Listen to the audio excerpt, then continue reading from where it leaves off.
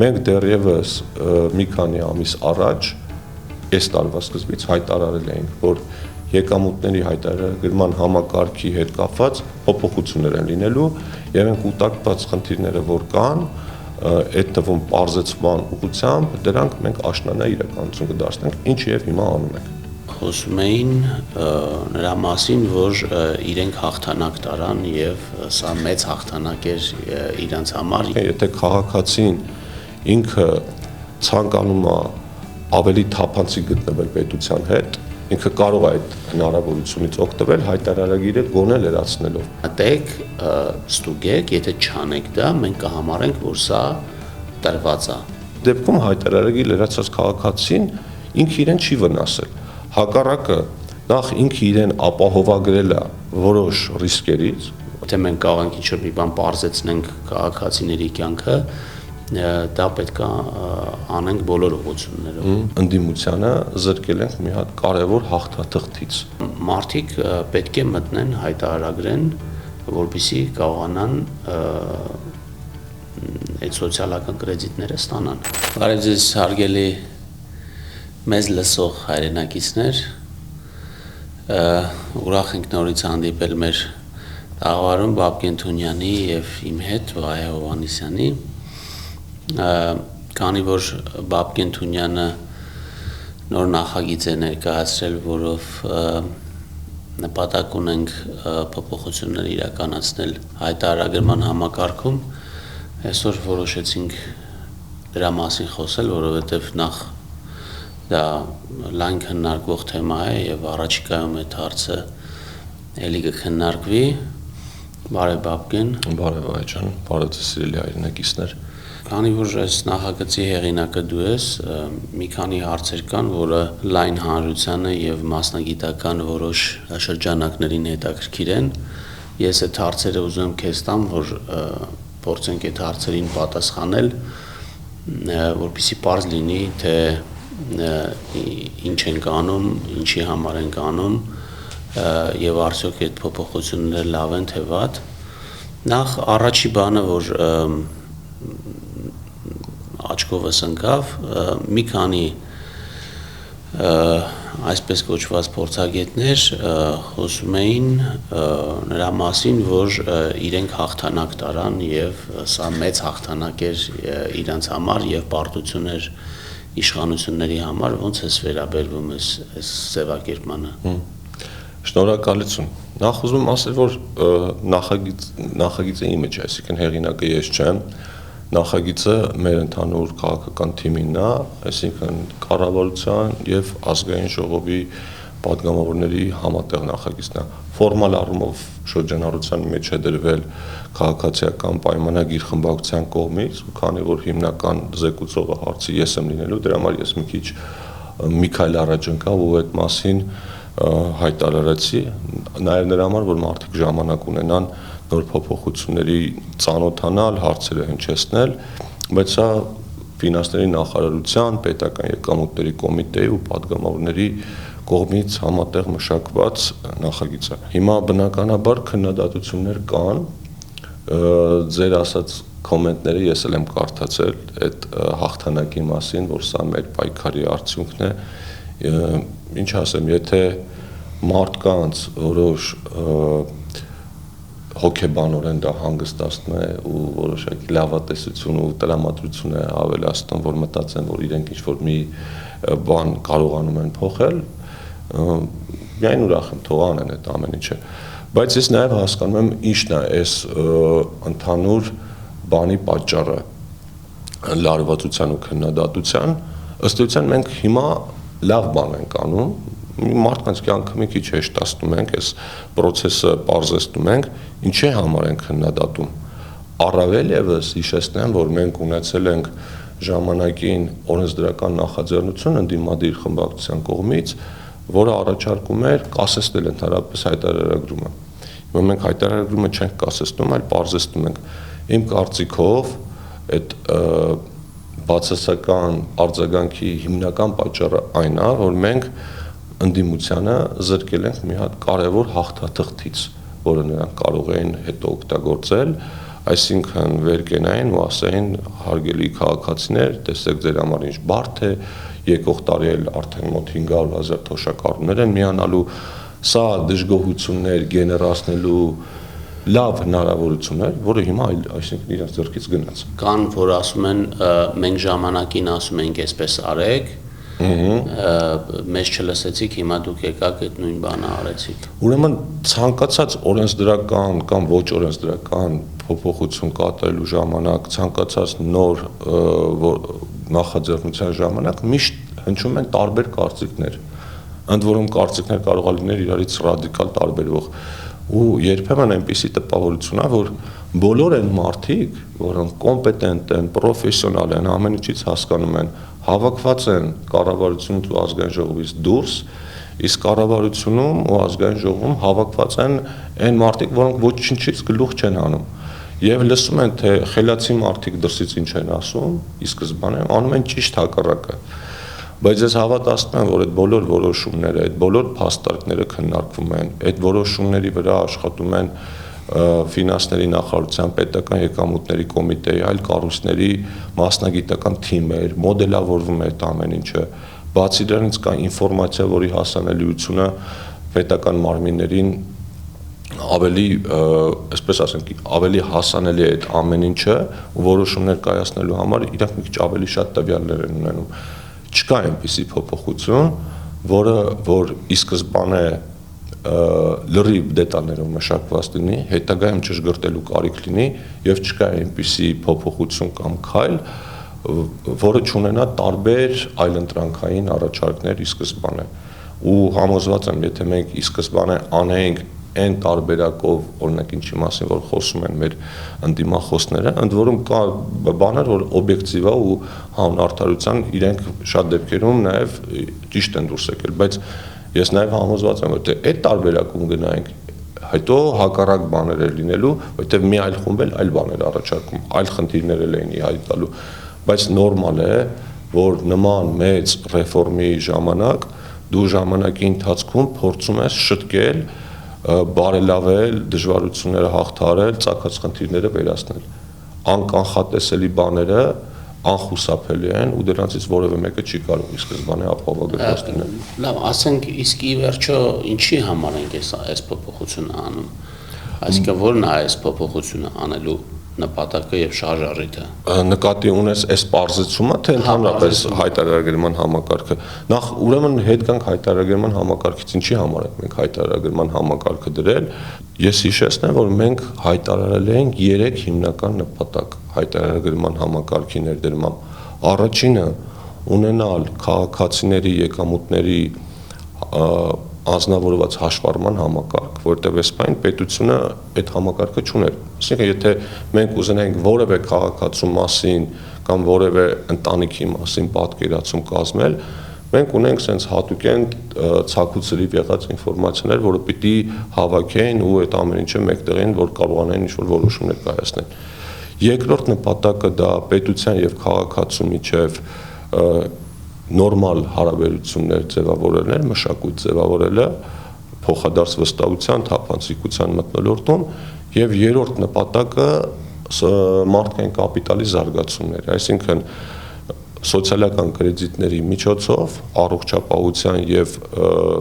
կրթության ծախսերի փոխհատուցման միջոցով նպաստել, որպեսզի մարդիկ իրենց կյանքը ավելի լավը դարձնեն։ Նաև երրորդ նպատակ էլ կար, այն ժամանակ բնակարանային ապահովության նպատակ էլ կար, բայց քանի դեռ մենք ունենք եկամուտների եկամտահարկի հետ ստացման այդ համակարգը առժամանակ այդ բնակարանային ապահովման մոդելը դեռ դրել ենք մի կողմ։ Հիմա դրեցինք համակարգը փուլային, այսինքն սկզբում շատ քիչ մարդիկ են լրացնում, հետո լրացնում են ավելի մեծ թվով մարդիկ, եկող տարի արդեն պիտի լրացնեն Հայաստանի Հանրապետության բոլոր քաղաքացիները։ Ընթացքում ի հայտ եկան մի քանի խնդիրներ։ Նախ առաջինը ID քարտերի հետ կապված խնդիրը, երբ պարզ դարձավ, որ մեր քաղաքացիների մեծ մասը չունեն ID քարտերը։ Երկրորդը ընթացքում տեխնիկական բազում հարցեր կամ տարաբնույթ մեկտաբանության հարցեր ի հայտ եկան եւ նաեւ ժամանակը ցույց տվեց այս ընթացքում, որ քաղաքացիների մեծ մասը, որոնք որ լրացնում են հայտարարագիրը, ըստ էության նախալրացված տարբերակի մեջ, այսինքն այն ինֆորմացիան, որ պետական եկամուտների կոմիտեն տեսնում է, որևէ փոփոխություն չեն անում, այսինքն երևի 70-80%-ը ուղղակի հաստատում են այդ հայտարարագիրը։ Նաև հիշեցնեմ, որ մենք ընթացքում դրա արժանահավատությունը ապահովելու համար ու պետական եկամուտների կոմիտեին հետագայում, որը գործիքակազմ տալու համար, նաև բանկային գաղտնիքի հետ կապված օրենսդրական փոփոխություն արեցինք, այսինքն հնարավորություն տվեցինք, որ պետական եկամուտների կոմիտեն քաղաքացիներից ստանա ամեն հայտարարատուի հաշիվների մնացորդը տարվա սկզբին եւ տարվա վերջին եւ մուտքերի ու ելքերի հանրագումարը։ Սա այն նպատակով էր արվում, որ եթե մարդը լրացրել է ու իր եկամուտները ենթադրենք տարեկան 2 միլիոն դրամ են, բայց տեսնում ենք, որ իր մուտքերի ելքերի հանրագումարը 20 միլիոն դրամ է, դա արդեն կարմիր լույս է, որպեսզի գոնե հարցեր հնչեն ու բացատրություններ, թե ինչա տեղի ունեցել։ Նպատակը ֆիսկալ, որ սրանով մենք ավել հարկեր հավաքենք, այդպիսի նպատակ դրված չի եղել ի սկզբանե, բայց դա եղել է անուղղակի էֆեկտներից մեկը։ Հիմա քանի որ մենք հասկանում ենք, որ կարելի է համակարգը ավելի սահուն դարձնել, մենք դեռևս ամբողջական չենք ներդրել, դեռ ահագին քաղաքացիներ պետք է սրա մեջ ներգրավեն։ Մենք այդ ինֆորմացիայի մշակման հետ կապված դեռ անելիքներ ունենք, հասարակության ֆինանսական գրագիտության հետ կապված, տեխնիկական միջոցներին հասանելիության հետ կապված դեռ ահագին անելիք ունենք, մտածել ենք, որ ավելի լավ է մենք տրամաբանությունը փոխենք ու դարձնենք մոտիվացիոն, այսինքն եթե քաղաքացին ինքը ցանկանում է ավելի թափանցիկ գտնվել պետության հետ, ինքը կարող է այդ հնարավորությունից օգտվել հայտարարագիրը գոնե լրացնելով։ Եթե չի լրացնում, մենք համարում ենք, որ պետական եկամուտների կոմիտեի ունեցած ինֆորմացիայի վրա արդեն դա համարվում է լրացված եւ հանձնված, այսինքն ըստ էության հայտարարագիր չլրացնելու համար պատասխանատվություն չի լինի, բայց հարկերը թաքցնելու համար պատասխանատվությունը չի վերանում, այսինքն եթե մարդը գիտի, որ ինքը ունեցել է հարկվող եկամուտ, որը պիտի լրացներ ու ինքը հաստատ գիտի, որ այդ մասին պետությունը չէր իմանում, որովհետև ինքը այդ մասին չէր տեղեկացրել, այդ դա երբ կբացահայտվի, ինչ-ինչ հանգամանքներից ելնելով, դրանից պատասխանատվությունը որևէ մեկը չի ազատվելու։ Եվ վերջինը մենք նաև պետական եկամուտների կոմիտեին այս նույն փոփոխությամբ լրացուցիչ գործիքակազմ ենք տալիս, որպեսզի ինքը այդ ինքնաշխատ տարբերակը ավելի ամբողջական լրացնի։ Հասանելիություն ենք տալիս տարբեր համակարգերին, բացառությամբ օրինակ բանկային գաղտնիքի, որ քաղաքացու եկամուտները ինքնաշխատ այդտեղ ամբողջական տարբերակով լրացվեն։ Մեկ-երկու փոփոխություն էլ կա, որոնք ընթացքում կքննարկվեն հանձնաժողովի նիստում էլ, բայց ուզում եմ ասել վերջին բանը, նաև ասում են, սա անում եք, որովհետև առջևում ընտրություններ են, սա անում եք, չգիտեմ ինչ նպատակներով, մենք դեռևս մի քանի ամիս առաջ այս տարվա սկզբից հայտարարել էինք, որ եկամուտների հայտարարագրման համակարգի հետ կապված փոփոխություններ են լինելու եւ այն կուտակված խնդիրները, որ կան, այդ թվում պարզեցման ուղղությամբ դրանք մենք աշնանա իրականություն կդարձնենք, ինչը եւ հիմա անում ենք։ Հիմա այս ինչ որ անում ենք, դա յետքալ չի, նրանից ինչ որ նախապես հայտարարել էինք որպես նպատակ, նաև ելնելով նրանից, որ ինչ որ մարդիկ համարում են, որ իրենք հաղթանակ են տարել, մենք էլ պարտություն ենք կրել, ինչը ոնց ես նայում ես յետքալ է այս գործողությունը։ Մեկնաբանության հարց է, բնականաբար ամեն ինչը կարող են որպես յետքալ դիտարկել ու այդպես ներկայացնել։ Հիմա մենք ազգային ժողովում ամեն նստաշրջանի ընթացքում մի քանի տասնյակ օրենքների մեջ փոփոխություններ ենք կատարում։ Կնշանակի մենք ամեն շաբաթ ինչ որ հետքայլեր ենք կատարում, բայց կյանքը առաջ է գնում ու ելի եմ կրկնում, չկա այդպիսի երկիր, որտեղ նման մասշտաբի փոփոխություններ կամ համակարգեր դրված լինեն, ու այդտեղ պարբերաբար փոփոխություններ արված չլինեն։ Հիմա մենք պատրաստվում ենք առողջապահության ապահովագրության համակարգներ դնել, ինչա թվում է, որ մենք այդ համակարգը ոնց ընդունեցինք, ինքը այդպես մի քանի տարի աշխատելու առանց որևէ փոփոխությունների, բնականաբար ոչ։ Այսինքն հիմա ավելի լավ է մեզ քննադատեն, ասեն հետ քայլա, մենք հաղթեցինք, մեր պայքարը տողներ տվեց, հարգելի հայրենակիցներ, եկեք շարունակենք պայքարը, ավելի լավ այդպիսի քննադատություններ անեն, քան մեր քաղաքացիները բարդություններ ունենային այդ համակարգը լրացնելուց։ Մենք նպատակահարմար ենք գտել, սա մեր քաղաքական թիմի նախաձեռնած ռեֆորմն է, ու մենք նպատակահարմար ենք գտել հնդածած այդ ռեֆորմը լավարկել ու դարձնել ավելի սահ, որտեղ մեր նպատակը ել եմ կրկնում քաղաքացու եւ պետության միջև նորմալ հարաբերությունների ձևավորումն է։ Ավելի լավ է դա մի քիչ ավելի դանդաղ, մի քիչ ավելի անցավ ընթանա, բայց արմատավորվի, քան մենք իմպերատիվ բաժիշ տարբերակով մարդկանց ինչ-որ բաներ ստիպենք անել։ Հիմա ասենք 100,000-ից ավել մարդ հայտարարագիր է լրացրել այսօրվա դրությամբ, կարող է այդպիսի կարծիք լինի, որ հիմա անարդար չի այդ 100,000 մարդու նկատմամբ իրանք գնացել են, տանջվել են, չգիտեմ, քարտ չունեին, քարտ են վերցրել, գնացել, չգիտեմ ինչեր են արել, պատշաճ լրացրել են, հիմա այն մյուս մարդիկ, ովքեր չեն արել դա, ասում են հատեսակ, փաստորեն չլրացնելը ձեռնտու էր, որովհետև ի վերջո մենք չլրացրեցինք այս բանը։ Ասեմ, այդ հարցն է, բնականաբար չեմ կարծում, որովհետև այս այն դեպքը չի, օրինակ երբ որ մենք անում ենք տուգանքների համաներում կամ վարկերի տուժերի համաներում կամ նման բաներ, այդտեղ անարդարություն կա, որտեղ ստացվում է այն մարդիկ, որոնք որ ֆինանսապես ինչ-որ ծախս են կատարել, պարտաճանաչ են գտնվել, օրինապահ են գտնվել, մենք իրենց նկատմամբ անարդար մոտեցում ենք ցուցաբերում։ Այս դեպքում հայտարարագիր լրացած քաղաքացին ինքը իրեն չի վնասել։ Հակառակը,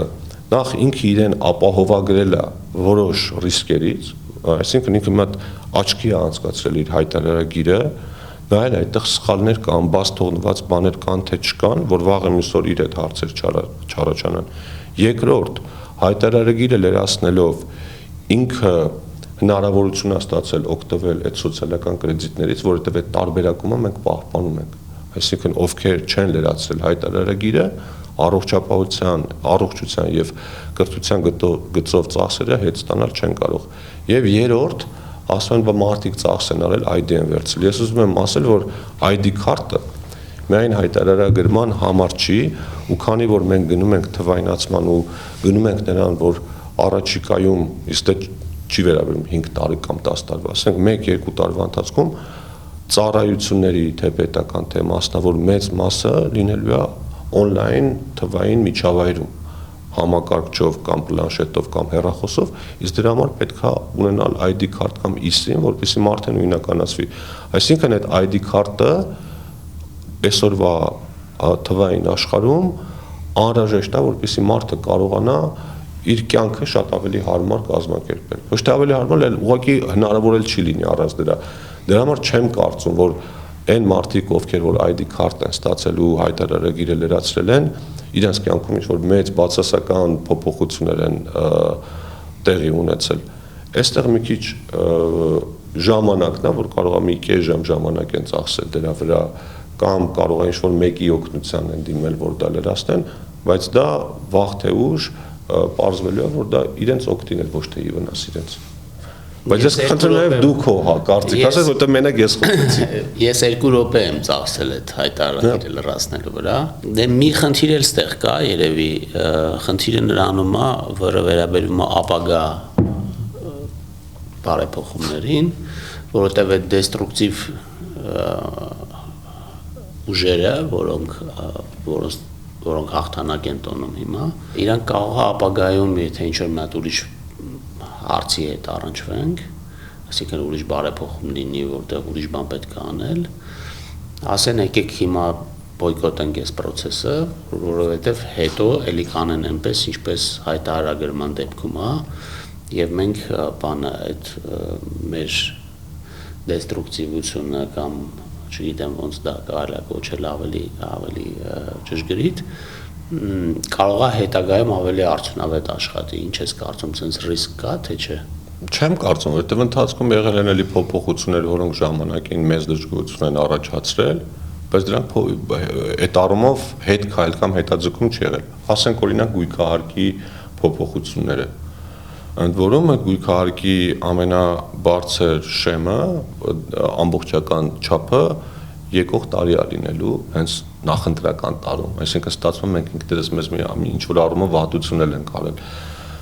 բայց եթե մենք նայենք քննադատություններին ու նայենք տարբեր կարծիքներին, նշանակում է ոչինչ չպիտի անենք։ Ես ուզում եմ նախ հիշեցնել, որ մեր քննադատողների մեջ մի հատ առանձին մաս կա, որ ուղղակի իրենց պետք է հիշեցնել, որ հետքայլ կամ կուրսի արմատական փոփոխություն եղավ, երբ որ Հայաստանը հաստատակամորեն գնում էր դեպի Եվրամիություն, հետո մի գիշերով մեջ որոշվեց, որ գնում ենք Եվրասիական միություն, օրինակ այդ ժամանակ չեմ հիշում, որ որևէ մեկը հրաժարական տար կամ չգիտեմ ինչ աներ։ Իսկ առհասարակ ես դա ասել եմ նաև ազգային ժողովում մեր գործընկերներին։ Ինձ թվում է մեր շատ ընդդիմադիրներ, ընդդիմության նպատակը պիտի լինի իշխանության գալը, չէ՞։ Ինձ թվում է իրանք չեն ուզում իշխանության գալ, որովհետև իրանք այսօր ամեն ձև փորձում են պետական ինստիտուտները վարկաբեկել, հեղինակազրկել ու ոչնչացնել, ու վստահություն է այդ ինստիտուտների նկատմամբ, բայց այդ ինստիտուտները պիտի պայմանավորված չլինեն անձերով ու քաղաքական ուժերով։ Այդ նշանակում է, եթե իրանք իրենց նպատակին հասնեն, վաղը մյուս օր եթե գան իշխանության, իրանք չեն ունենալու ոչ վարչապետի ինստիտուտ, ոչ խորհրդարան, ոչ իրավապահ համակարգ, ոչ մի բան չի լինել դրա նկատմամբ որևէ հասարակական վստահություն, որովհետև իրենք ամեն ինչը փորձում են արժեզրկեն։ Խորհրդարանում գտնվող ընդդիմությանը տենց չեն բանանում, որովհետև իրանք հատուկ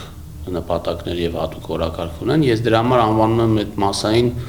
դեստրուկտիվ մասա, որովհետև ինքը կարողանում է ինչ-որ մի հատ բան խոսա, երբ որ ինքը դեմա ինչ-որ մի հատ բանի, այսինքն փորձում է ձախողել մի հատ process,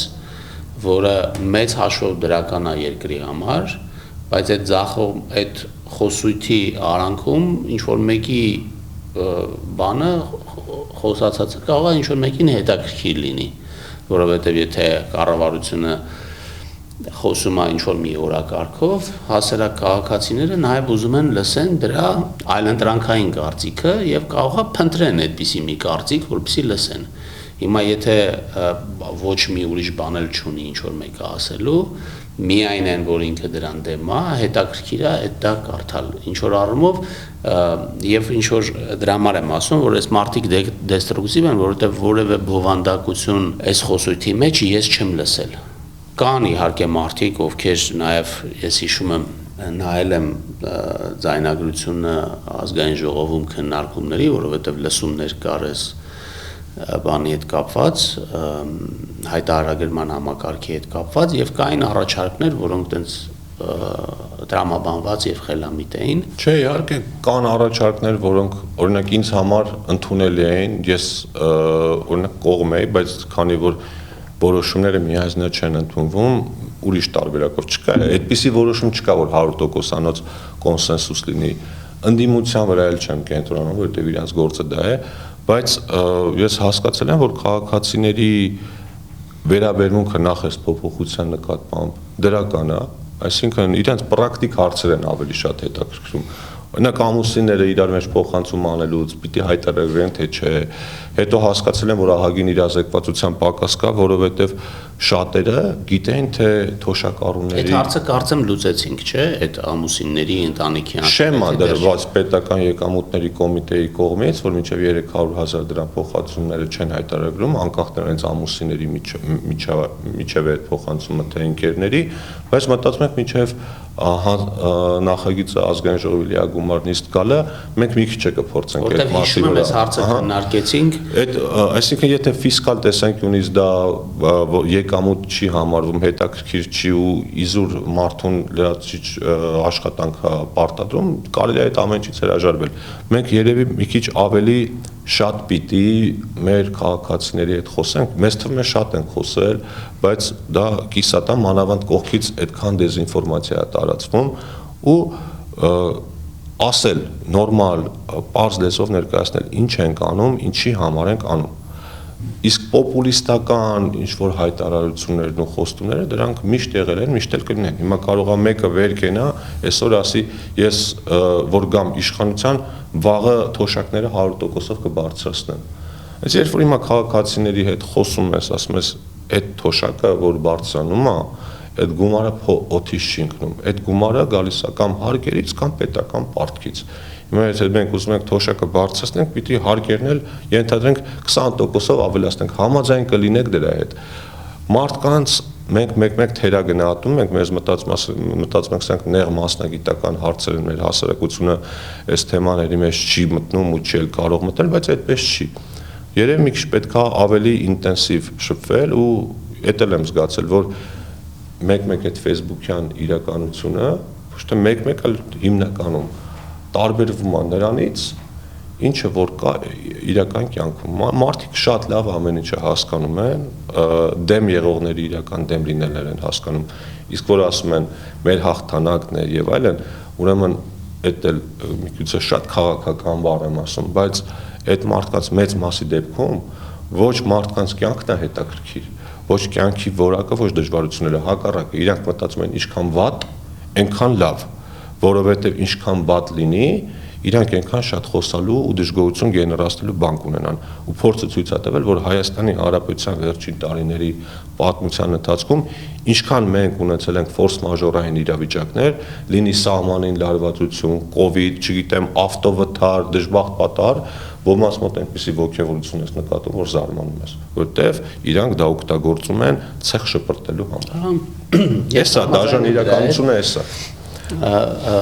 Իրականում իմ կարծիքով այս փոփոխությունը, որը մենք անում ենք, սա էվոլյուցիա է այն բարեփոխման, որը մենք սկսել ենք 2-3 տարի առաջ եւ այո, ինչ որ մեկը, ասենք, բազմաթիվ կարծիքներ են հնչել, այս ճանապարհով գնալու կարծիքն էլ է հնչել, հիմա այդ կարծիքը հնչեցրած մարդիկ կարող ասեն, տեսակ եւ մենք այն ժամանակ ասում ենք դա արեք, ինձ թվում է, եթե այդ մարդիկ տեսնում են, որ մենք դա անում ենք, իրանք ոչ թե պետքա դժգոհեին, այլ պետքա ուրախանային, ասեն լավ, վերջապես հասկացան մենք ինչ էինք ասում։ Հիմա տեսնենք կողմ են քվեարկելու թե դեմ։ Ասենք եթե տենց լիներ տրամաբանությունը եւ պետքա ուրախանային, որ ասենք կառավարությունը կամ կառավարող քաղաքական ուժը ունի հետ հայացք գցելու ունակություն, որ կարող է թվերով նայի ինչա կատարվում, ինչպես ասեցի, մեծամասնությունը 90%-ից ավել մարդիկ ոչ մի նոր բան չեն գրում այդ հայտարարագրի մեջ, եւ մենք էլ ասացինք լավ է դեպքում, եթե իրականությունը այսպիսին է, եկեք չպահանջենք մարդկանցից, որպեսզի իրանք պարտադիր մտնեն ստորագրեն, այլ իրանց ասենք մտեք, ստուգեք, եթե չանեք դա, մենք կհամարենք, որ սա տրված է, ոչ կդուգանենք մարդկանց, ոչ էլ հնարավորություն կտանք այն մարդկանց, ովքեր հայտարարագրելու բան ունեն, բայց հատուկ չեն հայտարարագրում, տուգանքով ազատվել այդ հայտարարագրումից եւ այդ հարկերը պատշաճ վճարելուց, տեղ այս դրվագն էլ կա, որը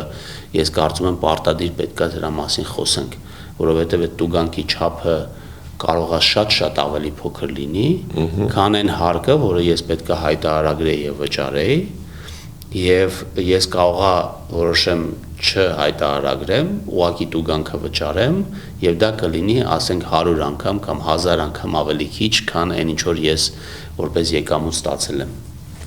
Ես կարծում եմ, որ մենք նաեւ տեխնիկական առումով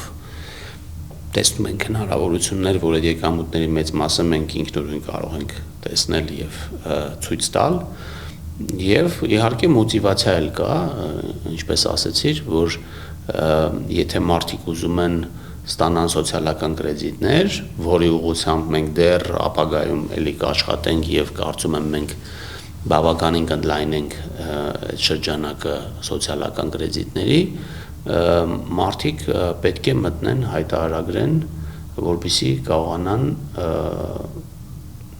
այդ սոցիալական կրեդիտները ստանան։ Եվ ընդհանրապես կարծում եմ, որ այո, այստեղ որևէ անարդարության որևէ հարց էլ չկա, որովհետև ի վերջո ձևը այնպիսին է, որ բոլորը պետք է մտնեն եւ լրացնեն եւ ստորագրեն, մենք ուղղակի ասում ենք, եթե դուք դա չեք արել, ապա մենք համարում ենք, որ այն տեղեկությունը, որը մենք ունենք, դա վերջնական է եւ ճիշտ է, եւ դուք միևնույնն է պատասխանատու եք դրա համար, որ նույնիսկ չեք մտել եւ չեք լրացրել։ Ես կարծում եմ, որ այս ճանապարհով պետքա գնանք եւ ընդհանրապես բոլոր ուղղություններով, եթե մենք կարող ենք ինչ-որ մի բան բարձեցնենք քաղաքացիների կյանքը, դա պետքա անենք բոլոր ուղղություններով։ Լրիվ համաձայն եմ, հիմնական քննադատությունը, որի սկզբանե հնչում էր ու միշտ հնչում է, հիմա էլ հետևելն է, մեր հասարակությունը պատրաստ չի։ Բայց այլ եմ ասում, մենք թերագնահատում ենք, օրինակ ինձ Facebook-ով մի կին գրել է, ես թոշակառու կին եմ, ոչ հեռախոս ունեմ, ոչ համակարգիչ ունեմ, ո՞նց եմ հայտարարի լրացնելու։ Հիմա իրեն ասում եմ, իսկ դուք ո՞նց եք Facebook մտել ու այս կոմենտը գրում, այսինքն դու որևէ տեխնիկական միջոցով մուտք ես գործել այդ համակարգ, բայց որը մեկը չի վիճում, ասենք հիմա կան մարդիկ, օրինակ իմ հայրը բջջային հեռախոսների հետ սեր չունի, սմարթֆոնների հետ սեր չունի, ասենք ինքը կոճակներով հեռախոսից է օգտագործում, չէ ուզում բան անի, բայց եթե մենք հիմա նայենք, թե այս տեմպերով գնանք, այդ նշանակում մենք կդոփենք տեղում աշխարհը գա մեզնից կանցնի։ Օրենքներին զուգահեռ նախ պետքա նաև այդ պարզեցնել այն տեխնիկական մասը, որի վրա հիմա պետական եկամուտների կոմիտեն աշխատում։ Այսինքն ինքնին շատ պարզ օգտագործող գործիք, իսկ ինչ վերաբերում է քննադատություններին, կհիշես դու, որ այն ամենասկզբից այս համակարգի ներդրման մասին ինչ միֆ ասես տարածվեց, խոպանչիների փողերը հարկելու են, բարեկամների ուղարկած փողերը հարկելու են, տունը վաճառես գալու է հարկայինը չգիտեմ ինչ անի, հարկային տերոր եւ այլն, իդեպ մենք մի հատ այդ հարկային տերորին երևի մի հատ առանձին կանդրադառնանք, բայց եկամուտների հայտարարման համակարգը ամեն գնով ի սկզբանե ուզում էին վարկաբեկեին ու ամենացավալին իմ համար գիտես որն է, որ կային մարդիկ, որոնք դեռ 2018-19 թվականներին եկամուտների հայտարարման համակարգի ներդրման ջատագովն էին, ջատագովը իրանք էին այդ մասին խոսում, այսօր դարձել են մեր ամենաթունդ ընդդիմախոսները ու մի բառ իրանց բերանից դուրս չի գա ոչ թե մեզ պաշտպանելու համար, այլ ճշմարտությունը ու իրականությունը ներկայացնելու համար, որովհետև մոդայիկ չի, այսօր ճիշտ է ասել եմ, մոդայիկը իշխանությանը քննադատելն է, բայց դե հիմա նորմալ է, դրան սովորել ենք ու իմ կարծիքով մեր խոսակցությունը պիտի լինի ոչ թե այդ քո ասած սկզբի փորձագետներին պատասխանելու մեջ, այլ մեր հասարակության հետ խոսալու մեջ, որովհետև մենք անում ենք դա մեր հասարակության համար պատասխան տալու ենք իրենց, իրենք գնահատական տալու են մեզ։ Սիրելի մեզ լսող հայրենակիցներ, այսօր դարձավ իմ մենախոսությունը մի տեսակ, բայց շնորհակալ եմ, որ դիտեցիք այս մեր հաղորդումը եւ իհարկե այս թեմայով առաջիկայում էլի խոսենք, լայն քննարկումներ կլինեն եւ բոլոր հարցերը կարծում եմ այդ դեբատների ժամանակ բոլորը կպարզաբանվեն եւ շատ ավելի լավ է, որ sense քննարկում ունենք, որովհետեւ բոլորս եւս մեկ անգամ կհիշենք ինչի է կարևոր այս հայտարարագրման համակարգը եւ ինչի ենք դա անում։